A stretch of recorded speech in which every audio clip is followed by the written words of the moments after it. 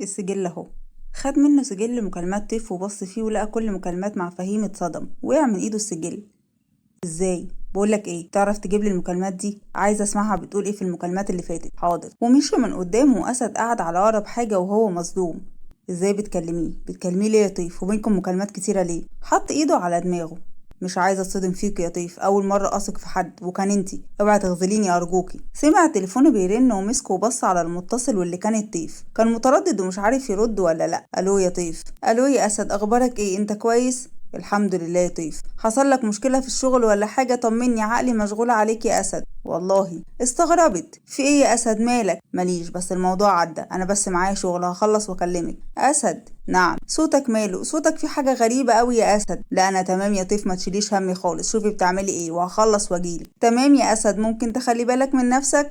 حاضر. وانتي كمان يا طيف خلي بالك من نفسك. حاضر. وقفل معاها وهو مش عارف هي بتكلم فهيم ليه، والمفروض ان ده الراجل اللي اذاها وهربانه منه، وكمل شغله. لكن عقله كان عندها وفي اللي عملته، وكان عايز يعرف هما بيقولوا ايه وليه بيتكلموا. وفضل شغال كده. وعند طيف رنت على فهيم.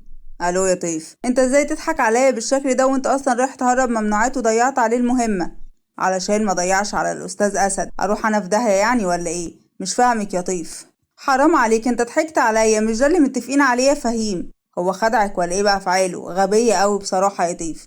هو بيعمل كل دوت علشان يوصلك وبعديها هيرميكي في اقرب باسكت. لا هو مش كده، انا قعدت معاه فترة، بس هو لا يمكن يكون كده.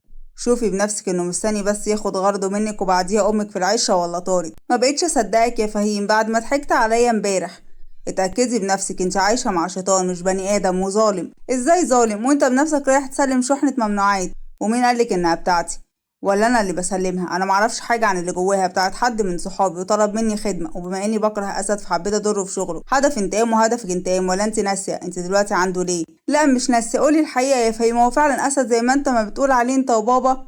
اسوأ من اللي احنا بنقوله كمان. طب ازاي؟ مالك يا طيف، حبيتيه ولا ايه؟ ايه الواضح كده؟ ده انك وقعتي رايحه تنتقمي ولا تقع في الحب يا هانم؟ احب ايه في يا فهيم؟ اتأكدي بنفسك من حبيب القلب، ومتأكد انه هيطلع مقرف زي ما قلتلك، وهيستغل الوضع ده. وراح قفل معاها وهي كانت بتفكر وسرحانة. دخلت جوه. طب انا هتأكد بنفسي. ودخلت لبست حاجة قصيرة قوي عشان تكون مثيرة، وحطت مكياج كتير وتعمل تسريحة مناسبة للي لابساه، وكان شكلها حلو ومثير جدا. وقعدت في انتظار أسد علشان يجي، وهي عايزة تتأكد ان هو مش زي ما بيقولوا عليه. واسد خلص شغله وراح قام لما حاجته علشان يمشي، وراح خرج ركب العربية، وكان مشتت ومش فاهم طيف مخبية عليه ايه. وفضل مشتت كده لحد ما وصل قدام العمارة اللي فيها طيف، وراح نزل وطلع وفتح ودخل. كانت جوه في الأوضة طيف. خرجت طيف وهي ماشية بدلع وتتكلم بصوت ناعم. نعم يا أسد. أسد رفع وشه واتصدم من اللي هي عاملاه، راح نزل عينه بسرعة. قربت منه وهي بتتدلع. كنت مستنياك بس اتأخرت يا أسد. كان معايا شغل. بس ايه اللي انت عاملاه في نفسك ده يا طيف؟ مالي؟ فيا حاجة ولا ايه غريبة؟ وراحت مسكت وشه ورفعته. ايه هو انا وحشه ومش حابب تبص عليا ولا ايه؟ لا انت مش وحشه يا طيف، انت زي القمر. لعبت في دقنه بجد. مسك ايديها. تعملي ايه؟ مالك يا اسد؟ في حاجه؟ انت مالك يا طيف كده؟ غريبه قوي وافعالك. قربت منه وهمست جنب ودنه. تعرف انك جذاب قوي وجذبتني بصراحه وعجبتني برضه. راحت مسكت ايده. تعالى معايا. على فين؟ خدته ودخلت بيه اوضتها. اتصدم. ايه ده؟ هو في ايه يا طيف؟ مالي يا اسد؟ ما انا كويسه اهو زي القمر. دخلتيني هنا ليه؟ هو انت عايزه ايه؟ راحت رمت نفسها في حضنه. عايزاك. كان منزل ايده وما حضنهاش. بعدت عنه وبصيت له. هو انا مش عاجباك؟ تعجبي الباشا طبعا، بس بعدي لو سمحتي، ما يصحش ابدا اللي بتعمليه ده، الواضح انك مش كويسه. راحت قلعته الجاكيت، وكانت بتفتح له زراير القميص وشالته من عليه ومسكته. عضلاتك تجنن قوي، جذاب بشكل مبالغ فيه. اسد كان مصدوم من اللي هي بتعمله والحركات دي. بسيته من خده وراح زقها وجاب الجاكيت بتاعه وحطه عليها. اوعى اشوفك بالمنظر ده تاني. وراح خد القميص بتاعه وخرج من عندها. وهو بيلبس القميص دخل التواليت وغسل وشه كذا مره. ايه ده كده؟ وراح لابس قميصه وخرج. وطيف كانت واقفه مكانها مصدومه وبتضحك تلقائي. كانت متاكده انه مش هيغزلها، وراحت غيرت هدومها ولبست حاجه تانية. وراحت خرجت قربت من اسد اللي كان قاعد باصص الناحيه التانية. قعدت جنبه. اسد، ممكن افهم ايه اللي عملتيه ده؟ تعرف اني مبسوطه قوي. مبسوطه من ايه؟ لاني كنت بختبرك يا اسد. بتختبريني؟ اه، انا واحده قاعده معاك ولازم اكون مأمنه نفسي وانا معاك يا اسد، واشوف ان انا لو قاعده قدامك بالمنظر ده انت هتعمل ايه. وفرحت انك نجحت في الاختبار. كنت خايفه. خايفه من ايه؟ تسقط في الاختبار يا اسد. انت لو قدامي عريانه هغطيك يا طيف، ومش هرفع عيني عليكي. ده اللي اتعلمته وتربيته، ولا يمكن استغلك ابدا. انت هنا علشان احميكي، ولا يمكن نفسي تاذيكي. مسكت ايده. شكرا يا اسد. ما تعرفش اللي عملته النهارده ده كبرك في نظري قوي ازاي. بص لها وسرح. افتكر امر المكالمات وخد نفس طويل وسكت. راح طبطب بايده التانية اللي على ايديها. انا هنا لحمايتك وانقذك من اي حاجه وحشه. بصيت له تتقابل عيونهم في نظره طويله، كانت عينيهم بتقول كلام كتير قوي، كانت عينيها ظاهره قد ايه هي مش فاهمه كل اللي بيحصل وان اللي عرفته عنه ده ايه، وهو في تساؤلات في عينه انها ازاي بتتكلم مع فهيم بعد كل المكالمات دي. كلت؟ لا، انا عملت اكل، تعالى ناكل سوا. وراحت دخلت المطبخ وبدات تجهز الاكل، وكان واقف سرحان بيبص لها وكان في خصله على وشها مضايقاها، راح قرب منها وشال الخصله اللي مضايقاها وحطها ورا ودنها. بصيت له وقع اللي في ايديها من التوتر. سوري، ولا يهمك، خلي بالك بس. بدا يساعدها وهي كانت بتبص له والتوتر الكبير ظاهر عليها بشكل كبير، وهو فضل متابعها بعينه وكان في دماغه الف سؤال وسؤال. وجهزت الاكل وقعدوا مع بعض علشان ياكلوا سوا، وكلوا سوا وشالت الاكل ورجعوا قعدوا قدام بعض مره تانية. ومره واحده اسد حس بصداع وتعب من دماغه، قام وقف مره واحده من كتر الوجع اللي حاسس بيه. قامت بسرعه وقفت قدامه. مالك، في ايه يا اسد؟ انت كويس؟ فيك حاجه؟ مسك دماغه. مش قادر، صداع جامد قوي يا طيف، مش مستحمل. طيف بصت له والدموع في عينيها لانها عارفه هو ماله والسبب هي. كان عمال يهز في دماغه وجسمه عمال يترعش جامد، مش قادر، وخبط دماغه في الحيطه اكتر من مره من كتر الوجع اللي حاسس بيه. مسكته. انت بتعمل ايه؟ اهدى. مش قادر، مش قادر، ارجوك اهدى. كانت واقفه مصدومه وراحت بسرعه دخلت المطبخ وعملت له القهوه وحطت له فيها الكيس لانها ما كانتش قادره تشوفه من المنظر ده، وراحت قربت منه. خد اشرب. شده منها بسرعه وشربه مره واحده وكان حاسس انه بدا يهدى. راح قعد على ركنه ورجع دماغه لورا بتعب، وهي قعدت جنبه وعينيها مليانه دموع. بتعيطي ليه يا طيف؟ ما قدرتش اشوفك كده يا اسد. انا كويس، ما تخافيش. مسكت في ايده. انا اسفه يا اسد. بصلها باستغراب. على ايه يا طيف؟ على اي حاجه، دقيقه وراجعالك. دخلت تجري على التواليت وقعدت تعيط. انا السبب، انا اللي عملت فيه كده، انا السبب، انا السبب، وعملت فيه كده. وكانت بتعيط بانهيار وهي حزينه قوي على اللي عملته فيه، وفضلت تغسل وشها عشان ما يظهرش عليها انها كانت بتعيط. ظبط شكلها وخرجت له وقربت منه. بقيت احسن يا اسد ولا لسه حاسس بصداع؟ لا. مش فاهم ماله، الصداع ده بدأ يجيلي قوي، صعب كده ليه؟ اول مره يحصل معايا الحاجات دي. تفرك في ايديها من كتر التوتر. بص على فرك ايديها. تخبيه عليا ايه يا طيف؟ طيف تتوتر قوي من كلامه. نعم، هخبي عليك ايه يا اسد؟ مش شايفه التوتر اللي انت فيه وفرك في ايدك بالشكل ده؟ طيف، ما تنسيش اني ظابط، مش عارف ليه قدامك بكون غبي، ولا يمكن انا اللي بستغبى يا طيف. قصدك ايه؟ قصدي يمكن تكون حياتك ظاهره قدام عيني وانا اللي عامي عنها علشان تبقي جنبي. زمان لما صاحبي كان في نفس الموقف وحب بنت ما ينفعش يحبها، وقتها كنت بحاربه انه يبعد عنها عشان ما يخسرش نفسه وشغله، وما كنتش فاهم ازاي عنده استعداد يتعامل انها مجرمه. بس انا مكانه دلوقتي فهمت ليه، وفهمت ان مش بايده وغصب عنه، بس هي ما قدرتش تاذيه. يا ترى انت هتقدري تاذيني ولا لا يا طيف؟ ولا انت اذيتيني اصلا مش لسه هتاذيني؟ الدموع بتنزل منها وما كانتش عارفه ترد. وانت ايه حكايتك يا طيف؟ وايه اللي وراكي؟ بصيت له وهي مش عارفه ترد تقول ايه. ردي عليا يا طيف، حكايتك ايه؟ عايزه مني ايه بنت الناس؟ انا وثقت فيك ودي عمرها ما حصلت. اسد عمره ما وثق في حد ولا ربع في المية حتى. صرحيني، خليكي صريحة معايا، بس اوعي تكدبي عليا لاني بكره الكدب يا طيف. خلي كل حاجة في وقتها يا اسد احسن. يا خوفي وقتها يبقى فات الاوان قوي، وانت معايا يا طيف. عموما اللي يريحك، مش هجبرك على حاجة. وسكتوا وبصوا لبعض شوية من غير ولا كلمة، وكانت عيونهم اللي بتتكلم وبتقول كل اللي جواهم. وعند نبض وصقر. سقري يا ابو السقاير. اي قلبي صاري من جوه. انا عايزه حرنكش، اجيبه منين ده دلوقتي؟ معرفش يا ساره، اتصرف. شم ريحته قوي في مناخيري، رغم اني تعرف ان انا مش بحبه اصلا ولا عمري كلته.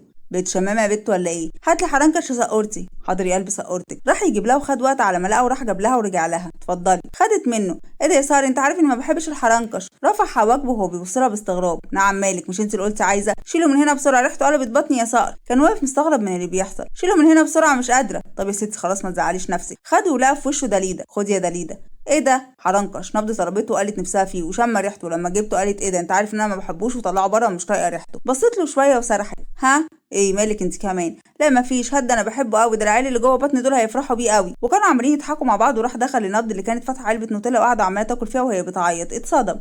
ايه ده مالك؟ هو انت بتعيطي ليه يا نبض؟ مش عارفه، عيني بتعيط لوحدها. ازاي ده؟ ساره انت بطلت تحبني صح؟ ضحك عليها. نعم، ايه الكلام ده؟ انا بعشقك يا روحي وانت عارفه كده. لا شكلك بطلت تحبيني يا ساره وعايز تخوني. لا مش عايز اخونك، انا اقدر، انا معايا اجمل ست في الدنيا كلها اصلا. لا يا ساره، انت بتضحك عليا.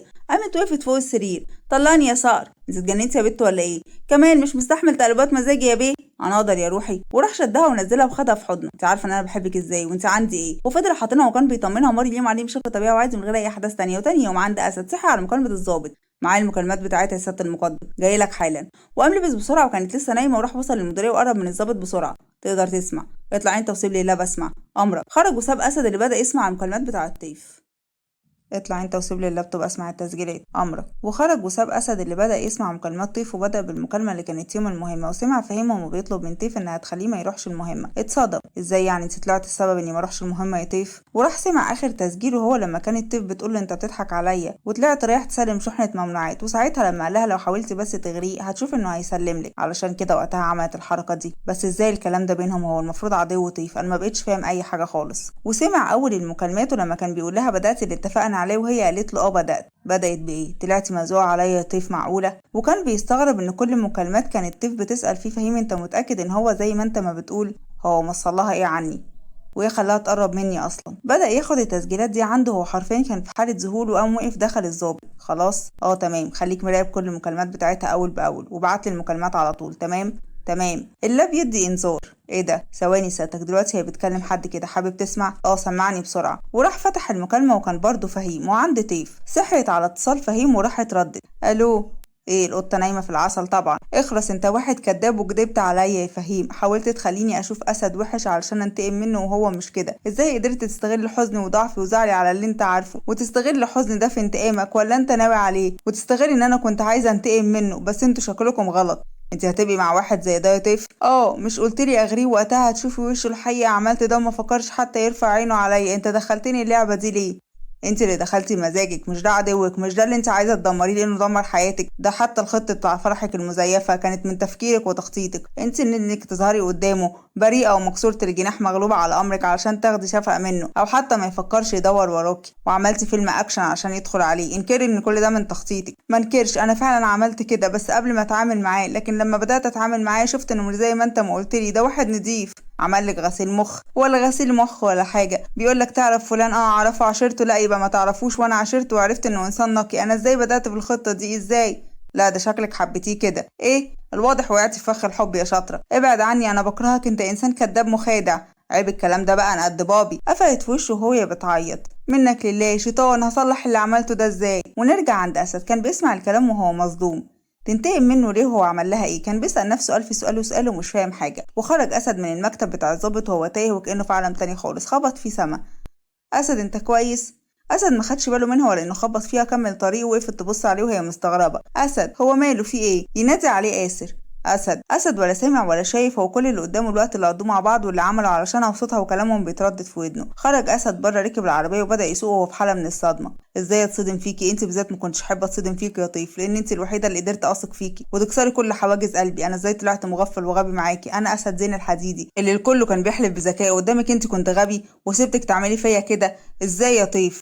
ازاي وافقت اكون مغفل؟ فضل يضرب في العربيه زي المجنون وهو متعصب ومش طايق نفسه ومش قادر يصدق انها طلعت كده. وطيف قامت وخرجت وهي بتدور على اسد في البيت. اسد يا اسد انت فين؟ ما لقيتش اسد. تستغرب، هو نزل ولا ايه؟ ما قاليش ليه انه نازل. بصت على التيشيرت اسد اللي على السرير، قربت وقعدت على السرير ومسكت التيشيرت وتشم ريحته وخدت نفس طويل من ريحته. ريحتك تجنن قوي. وحضنت التيشيرت وهي دموعها في عينيها وهي مش عارفه اخره اللي فيه ده ايه وايه اخرتها بقى. ما بقتش فاهمه حاجه والمفروض هتعمل ايه. حطت ايديها مكان ما بينام وقفلت عينيها وقامت. انا مالي؟ هو انا فعلا حبيته ولا ايه؟ وراحت قامت وخرجت من الاوضه وقعدت بره وهي حاطه ايديها على دماغها وهي تعبانه ومش قادره تفكر. فضلت كده التفكير مسيطر عليها بشكل كبير قوي. واسد فضل سايق وهو مصدوم فيها وتعبان ومش قادر. وراح سقع على عندها وراح طلع لها ودخل لها قاعده. اول ما شفته جريت عليه. نزلت ليه من غير ما تعرفني يا اسد؟ اسد بصلها. ليه، خفتي عليا ولا ايه؟ استغربت من طريقه اسد وبصت له باستغراب. مالك يا اسد؟ مالك ومال وشك؟ شكلك في حاجه. انت مين؟ دق قلبها جامد اول درجه، حست انه خلاص اكيد سامع صوت دقات قلبها القويه وتوترها. نعم، مش فاهمه يعني ايه انا مين؟ راح قعد ببرود. ما انا معرفش عنك حاجه، جربي كده احكيلي عن نفسك. تعالي اقعدي. قعدت جنبه وهي خايفه واعصابها سايبه من الخوف. ايه مالك متوتره كده ليه؟ هو انا قلتلك حاجه غلط ولا ايه يا طيف؟ عايزه اتعرف على البنت اللي قاعده في بيتي. ايه لازمه الكلام ده دلوقتي يا اسد؟ هو انت عايز توصل ليه؟ ادخل في الموضوع على طول احسن، بلاش لف ودوران. لا مش انا اللي بلف وادور، سايبلك الدور ده. افندم قصدك ان انا بلف وادور؟ انت مين؟ وايه اللي رماكي في طريقي؟ انت اللي اترميت في طريقي يا اسد مش انا. لا ما هي ممكن تكون خطه مثلا، صح ولا ايه؟ محدش عارف. بصيت له بتوتر وزاد توتر طيف وبقت مش عارفه تبلع ريقها من كتر الخوف. ايه مالك خايفه قوي كده ليه؟ كويس انك خايفه وعارفه انت مع مين. ما خفتيش اكشفك وانهيكي؟ هو انت ليه بتقول كده؟ مسكها من وشها. ردي. ما خفتيش وانت جايه لي برجليك ان انا اذيكي؟ ما خفتيش وانت امبارح بتحاولي تغريني ان انا استغل الفرصه؟ بصت في عينه. ما خفتش، انا بس كنت باكد لنفسي انك فعلا مختلف وانك راجل. طب ايه رايك بقى انا اللي كنت بمثل عليكي ان انا محترم واني رفضتك لما عرضتي نفسك عليا؟ لا استحاله، انت معايا في بيتي ولوحدنا وعادي ممكن اعمل اي حاجه عايزها. انت مش كده يا اسد. راح شدها عليه وتصدم. ايه يا اسد؟ مش امبارح انت كنت عايزاني وانا النهارده اللي عايزك؟ نعم امبارح كان مجرد اختبار. اسد ابعد عني، انت هتعمل ايه يا اسد؟ مسك شعرها. مش عارف تبقي معايا وما نقولش من الحب جانب يا طيف؟ اسد انت شكلك مش كويس. راح حضن وشها بين ايده وقرب من وشها. اسد لا اوعى، وقفلت عينيها من التوتر والخوف. راح قرب منها عشان يبوسها وكانت انفاسهم قريبه من بعض وهي قافله عينيها ومش قادره تفتح عينيها. مش اسد اللي يقرب من واحده بالشكل ده، والست اللي قرب منها هي مراتي. وراح زق وشها جامد وهي تتصدم وما كانتش فاهمه هو ليه لعب على اعصابها وخوفها. اسد هو انت مالك في ايه؟ اسد قام وقف وادالها ظهره وهي راحت وقفت وراه وحطت ايديها على كتفه. ده قلبه وكره الاحساس ده لانه كشفها واتصدم فيها. انت مين وعايزه مني ايه؟ انا طيف يا اسد. لفلها وبص لها بحزن. ليه ضحكت عليا؟ ليه يا طيف؟ انا عملت لك ايه؟ اذيتك في ايه؟ قولي لي يا طيف. ايه الكلام ده يا اسد؟ قولي لي انا عملت لك ايه عشان تعملي فيا كده؟ ظهرتي في حياتي ليه؟ انت بتقول ايه؟ بلاش تمثيل، انا خلاص عرفتك على حقيقتك. حقيقه ايه؟ انت بالذات ما كنتش اتمنى تطلعي كده يا طيف. انت بالذات يا طيف. مسك ايديها وحطها على قلبه. اقول له ايه؟ اقول له انك كنت بتضحكي عليه وبتخدعيه؟ اقول له انك الوحيده اللي اذيتيه ولا ايه؟ اقول له ايه؟ قولي لي. المفروض اقول له ايه يا طيف؟ وانك عملتي مسلسل تركي من تفكيرك؟ ولا اقول له ايه بالظبط؟ قولي لي. مسلسل؟ وطلع تليفونه وفتح مكالمه بينها وبين فهيم. انت منعتينا روح مهمه بالنسبه لنا، كانت مهمه قوي. كنت هوقف صفقه ممنوعات هتدخل حياه اي حد تدمره بسببك. بسببك انت هبدا من الصفر. كانت مصدومه وبتبص له بحاله من الصدمه وهي مش عارفه تقول ايه. بس انا ما كنتش اعرف ان الموضوع فيه ممنوعات. معرفش اصلا هو كان عايزني اعمل كده ليه، وانا نفسي لما اكتشفت كلمته وزعقت له. فتح مقطع صوتي تاني ليها مع فهيم. بدأت في تدمير حياته زي ما اتفقنا. بدأت في ايه يا طيف؟ بصيت الناحية التانية وهي مش عارفة تتكلم. ردي عليا، عملتي ايه معايا؟ قولي لي يا طيف. ليه عملتي معايا كده وانا كنت واقف معاكي من غير ما اعرفك؟ كنت في ظهرك من غير اي مصلحة. حطيت نفسي في الخطر علشانك وانت ولا هنا. قولي لي انت مين؟ انا همشي ومش هتشوف وشي تاني يا اسد. انا اسفة اني دخلت حياتك، انت ما تستاهلش كده بجد. فهميني ايه السبب اللي خلاك عايزه تنتقمي مني؟ انا عملت لك ايه عشان تبقى عايزه تعملي فيا كده؟ ها؟ راحت دخلت على الاوضه هو دخل وراها. تمشي من قدامي ليه؟ انت طيب بقول لك عايزه تعملي فيا كده ليه؟ عملت لك ايه؟ اتكلمي. انا اصلا اول مره اشوفك. انا هلم هدومي وهمشي واختفي من حياتك كلها ومش هشوف وشي مره تانية يا اسد. لا والله بسهوله كده تفهم. وانت شايفاني ايه؟ عبيط ولا ايه؟ ايه يا طيف؟ انت لو في بطن الحوت هعرف اوصل لك. انت قولي لي انت مين؟ كانت بتلم حاجتها شد منها الحاجه.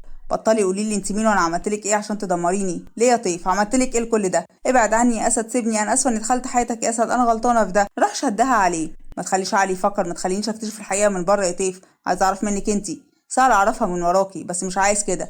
مش عايز صورتك توحش في عيني. بحافظ على شكلك قدامي يا غبيه. اتكلمي قولي كل حاجه يا طيف. طيف بصيت له والدموع نزلت منها. كنت فاكره نفسي هقدر انتقم منك وبدات في خطتي بس مش قادره استمر. اوقات كتير بضعف، اوقات كتير بقول لنفسي لا. ما اعرفش انت عملت فيا ايه وبقيت احس بايه معاك. ما اعرفش انا وصلت لايه. وكانت بتعيط جامد. بس انت دمرت حياتي يا اسد. كل حاجه في حياتي اتدمرت بسببك. دمرت حياتك في ايه؟ انا اعرفك يا بنتي اصلا؟ انا ما اعرفش عنك حاجه ولا اعرف انت مين اصلا. انت السبب يا اسد، سبب كل اللي احنا فيه. انا السبب؟ انت مصدقه نفسك على كده بقى ان انا السبب؟ انت بتقولي ايه بجد؟ انا مش فاهمك. سيبني امشي وانا مش هظهر قدامك مره تانية. وجت تخرج راح مسكها. رايحه فين؟ خليكي انا اللي ماشي يا طيف. طيف بصيت له باستغراب منه. بس قبل ما امشي اعرف ان انا عمري ما اذيت حد ولا دمرت حياه حد. هسيبك يا طيف وماشي، بس انت بالذات كنت اتمنى ما تكونيش كده. وخرج من عندها. فضلت تبص عليه لحد ما اختفى من قدامها خالص وهي رمت نفسها على الركنه وفضلت تعيط جامد قوي وهو كان مصدوم. وفضل يلف بالعربيه وهو مش عارف يعمل ايه وحزين وموجوع قوي منها وكانت دماغه عماله تودي وتجيبه. كان مش كويس خالص. وفضل كده وطيف فضلت كده زي ما هي وما مشيتش وكانت مش قادره تمشي وتبعد عنه. ومر اليوم عليهم بصعوبه كبيره. وتاني يوم اسد كان تعبان قوي بسبب انه محتاج الجرعه. رجع لها على البيت وقرب منها. انت بتحطي لي ايه؟